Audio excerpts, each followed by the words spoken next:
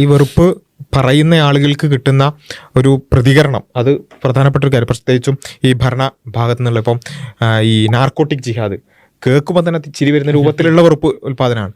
ആ നാർക്കോട്ടിക് ജിഹാദിനെ കുറിച്ച് പറഞ്ഞ ആളെ ഒരു മന്ത്രി പോയിട്ട് കാണുന്നു, എന്നിട്ട് എന്ത് ചെയ്യുന്നു, അത് ഒരു പണ്ഡിതനാണെന്ന് പറയുന്നു. എന്തിനാ അത് പറയുന്നത് എന്തിലേക്ക് കണക്റ്റഡ് ആവുക? ഈ മനുഷ്യൻ മുമ്പ് പറഞ്ഞ സ്റ്റേറ്റ്മെന്റിലേക്കാണ്. ആ സ്റ്റേറ്റ്മെന്റ് എന്താണ്? ഒരു സമുദായത്തിനെ വലിയ രീതിയിൽ ആക്ഷേപിക്കുന്ന സ്റ്റേറ്റ്മെന്റ് ആണ്. ഇതിവിടെ മാത്രമല്ല, നമുക്ക് അറിയുന്ന വെള്ളാപ്പള്ളിന്റെ വിഷയം നമുക്ക് അത്ര അറിയുന്ന കാര്യമാണ്. ഈ ഈഴവർക്ക് മലപ്പുറം ജില്ലയിൽ ശ്വാസം മുട്ടുന്നു പറഞ്ഞ മനുഷ്യനാണ്. ജീവിക്കാൻ പറ്റുന്നതാണ് അർത്ഥം. ഞങ്ങൾക്ക് ഇവിടെ എന്തൊക്കെയോ ആരൊക്കെ തരുന്നില്ല, കോളേജ് ഉണ്ടാക്കാൻ പറ്റുന്നില്ല, ഞങ്ങൾക്ക് ഇവിടെ നേരെ ജീവിക്കാൻ കഴിയുന്നില്ല, ഭക്ഷണം കിട്ടുന്നില്ല എന്നൊക്കെ പറയുന്ന ഒരു മനുഷ്യൻ. അതേപോലെ തന്നെ മുസ്ലിം വിഭാഗത്തിൽ ഒരു വിഭാഗത്തിന് വലിയ നേതാവായിട്ടുള്ള കാന്തപുരം എ പി ബുക്കർ മുസ്ലിം, അവരാണ് അല്ലെങ്കിൽ കാന്തപുരം വിഭാഗമാണ് ഈ സർക്കാർ നിയന്ത്രിക്കുന്നത് എന്ന സ്റ്റേറ്റ്മെന്റ് പറയാം. ഈ വിഭാഗം എന്തോ ഡേഞ്ചർ ആണെന്ന് ഇടക്കിടക്ക് പറഞ്ഞുകൊണ്ടിരിക്കുന്ന ആ ഒരു മനുഷ്യനെ ഈ കേരളത്തിൽ ഏറ്റവും പ്രധാനപ്പെട്ട സ്ഥാനത്തിരിക്കുന്ന മുഖ്യമന്ത്രി കാറിൽ കയറ്റ, വേദി പങ്കിട്ട് വേദിയിൽ ഇരുത്തി അങ്ങ് പുകഴ്ത്തുന്ന പറഞ്ഞാൽ നാവിൽ സരസ്വതി വിളയാടുന്നു പറഞ്ഞു. സരസ്വതി വിളയാടുക എന്താ ഉദ്ദേശിക്കുന്നപ്പോൾ നാവിലൂടെ വരുന്ന കാര്യങ്ങൾ അതിമനോഹരം എന്നാണ്.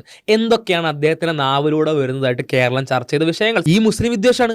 വർഗീയത പറയുന്ന ഒരാൾക്ക് അത്രയും നല്ല അറ്റ്മോസ്ഫിയർ ഉണ്ട് എന്നുള്ള ഒരു കാര്യം എന്താണ് ഇവിടുത്തെ ഏറ്റവും പ്രധാനപ്പെട്ട സ്ഥാനത്തിരിക്കുന്ന അങ്ങ് എസ്റ്റാബ്ലിഷ് ചെയ്യാണ്. അതേപോലെ തന്നെ വി ശിവൻകുട്ടിന്റെ ഭാഗം തരത്തിൽ വെള്ളാപ്പള്ളിയെ മഹത്വവൽക്കരിച്ചുള്ള സ്റ്റേറ്റ്മെന്റ്സ് ഉണ്ടാവുന്നു. ഈ ഭരണ ഭാഗത്തുള്ള ആളുകൾ തന്നെ വലിയ സപ്പോർട്ട് കിട്ടുന്നുണ്ട്. എത്രത്തോളം അവരുടെ സ്റ്റേറ്റ്മെന്റ്സ് ഇപ്പം ഓരോ നേതാക്കന്മാരും ഈ മാസം ഞാൻ വർഗീയത പറയാം, അടുത്ത മാസം നീ വർഗീയത പറയാന്ന് തീരുമാനിച്ചുറപ്പിച്ചതുപോലെ നേതാക്കന്മാര്, പിന്നെ വിജയരാഘവനെ പോലെ, അതുപോലെ തന്നെ അങ്ങനെയുള്ള ഒരുപാട് ഇവൻ എളമര കരിയും പോലും അദ്ദേഹം നോർമലി അങ്ങനെ വർഗീയത പറയുന്ന ആളൊന്നുമല്ല.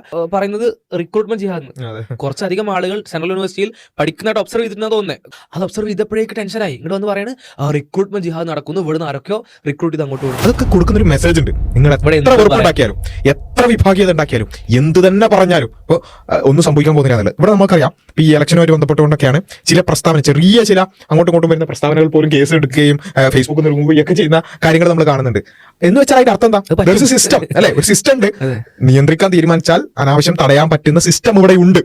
പക്ഷേ ആ സിസ്റ്റം ഉണ്ടായിരിക്കെ നിരന്തരം, അത് വെച്ചാൽ ഇപ്പം ഈ നിരോധിക്കപ്പെട്ടതോ അല്ലെങ്കിൽ ഡിലീറ്റ് ചെയ്യപ്പെട്ടതായി കണ്ടന്റ് ഉണ്ടല്ലോ, അതും ഇതും കമ്പയർ ചെയ്യുകയാണെന്നുണ്ടെങ്കിൽ എന്താ പറയാ, കടലും കടലാടിയും പോലെ ഉണ്ടാവും. അത്രമാത്രം നമുക്കൊന്നും ഒരിക്കലും വായിക്കാൻ പോലും, ഒരു മാന്യതയുള്ള ഒരാൾക്ക് വായിക്കാൻ പോലും പറ്റാത്ത അത്രയും വെറുപ്പ് നിരന്തരം പറഞ്ഞുകൊണ്ടിരിക്കുന്നതാണ്.